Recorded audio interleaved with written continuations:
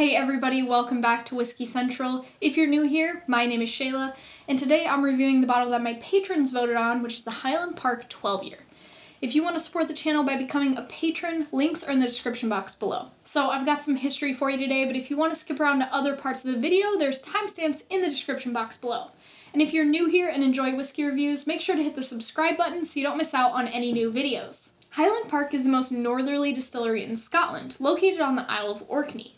It's made with peat from the Hobbister Moor, which is only 7 miles away from the distillery.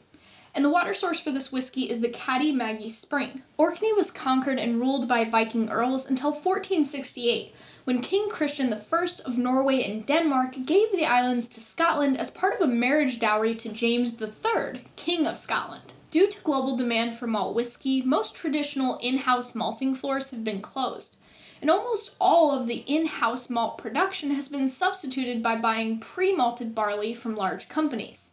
But Highland Park is one of the few distilleries that still use their own malting floor. They peat their own malt, and then they source the other 80% of their malt, which is unpeated. The peat used for Highland Park is heathery and sweet, unlike the peat from the mainland or Islay. Illicit distilling at Highland Park has been going on since at least 1798. The marketing department really liked to push the Viking narrative, but the first license to distill whiskey wasn't granted to Highland Park until 1826, with Robert Bortwick overseeing production. In 1895, James Grant took over and increased capacity by adding 2 more stills. In 1937, Highland Park was purchased by Highland Distillers, who shifted the focus from blends to creating a single malt. In 1999, Highland Park was purchased by the Edrington Group. Alright, so let's get into the details of this whiskey.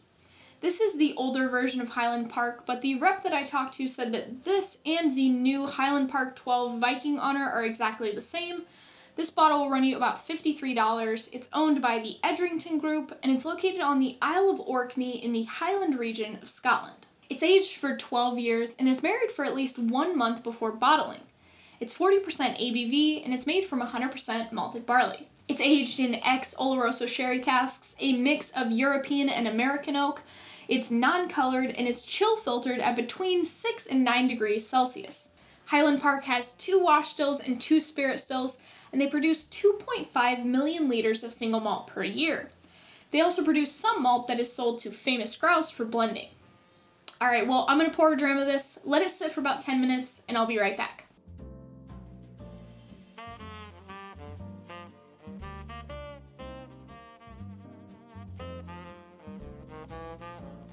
Alright, so I've let this open up for about 10 minutes. Let's go in for a nose. So, I mean, you can let it open up for way longer. 12 minutes, 25 minutes, whatever you want, but just give it at least a tenner. Just lets it oxidize a little bit. Okay, so, disclaimer. I'm not a seasoned peat drinker, so people that drink Lagavulin all the time or Ardbeg all the time will probably not say that smoke is the first thing that they get on this dram. I'm new to peat, so smoke is the first thing that I get on this dram. It kind of smells like a campfire that's like going out, maybe. Kind of like a wet campfire, like if you dump a bucket of water on it, kind of. It's got this nice mustiness to it. Kind of smells like a, I don't know, like a wet warehouse or something, I don't know. It's really floral too. A lot of vanilla. There's also like heathery honey. There's a lot of heather in the peat, and I don't know if that's where it comes from, but I'm just getting some heather honey on here. It's got a really good, intense, complex nose for 40% alcohol. I would think that it would be a lot more, I don't know, like with a Glenfiddich, there's not really a ton going on, but this has quite a bit going on. You get that, so this is 100% sherry matured, and you get sherry notes, like dried fruit, you know. I don't know, it's not a sherry bomb. Like, if somebody says 100% sherry to me, I kind of think that it's going to be super sherried or a sherry bomb, but this just has some sherry in it. It doesn't seem, I don't know, overdone. And then, I don't know if this is just a bunch of hooey. I was reading a book that said that this is a bunch of hooey, but It smells like coastal salty air. I know it's on an island, so maybe there's just something, maybe there's some subconscious thing that's triggering it and I'm not actually smelling that, but it just smells kind of like coastal salty air to me. A lot of like dark red fruit and some citrus, I would say probably orange. It's like sweet though. It's not like the pith or the peel. It's kind of like the inside of an orange. So kind of in that same vein of mustiness, there's also like an earthiness, kind of like, I don't know if it's like forest floor, but it's just kind of like a thing of dirt, like wet earth though.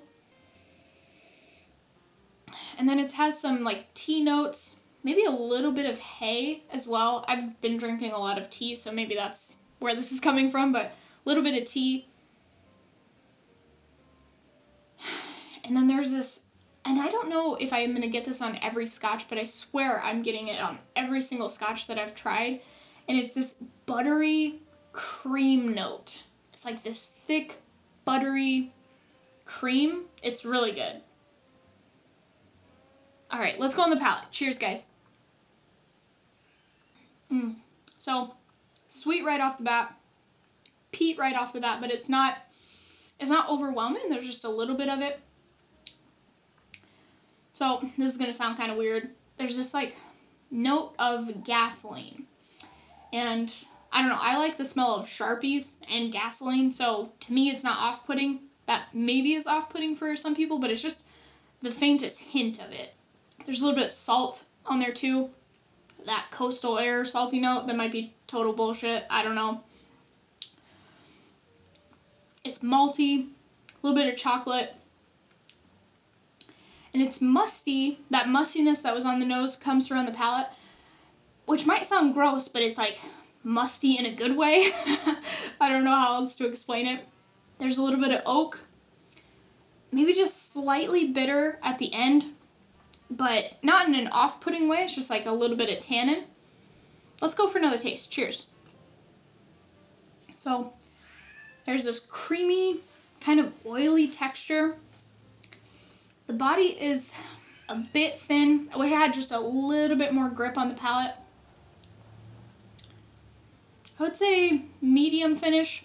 I think the peat kind of hangs on a little bit, which helps the finish out. This is a great dram, so I'm going to finish it up and I'll be right back with my recommendation. I really like this malt, and I think if you like slightly peated whiskeys, you'll enjoy this.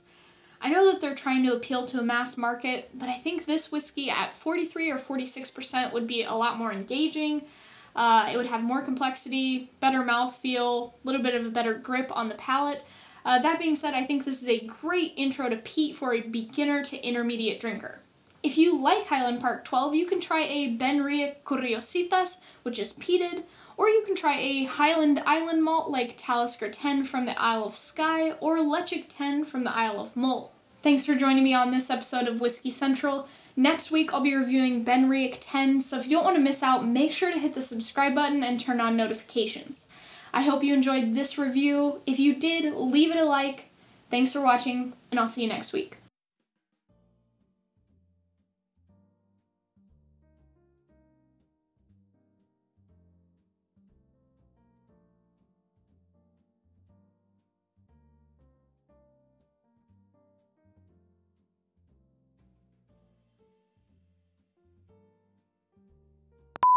Scotland. Oh. Yeah, okay. Yeah. So good. If you want to... Okay. Haven't even had anything to drink yet.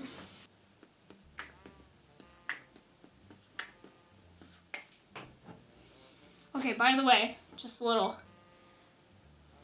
I don't want to copy Ralphie, but a little extras. I'm going to put little extras on the ends. Not do a whole video like him, but... I'm kind of getting through this bottle. I don't know if you guys can see that, but I have not had this very long.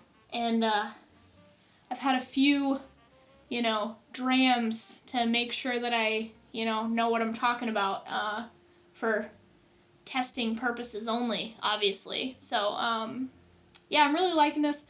Just slightly bummed that it's 40%, but that being said, the intensity of the flavors and aromas are very good for 40%.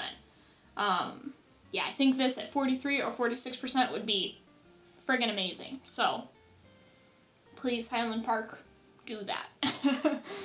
But, no, this is a great malt. I really enjoy it. A little bit peaty, but wonderful.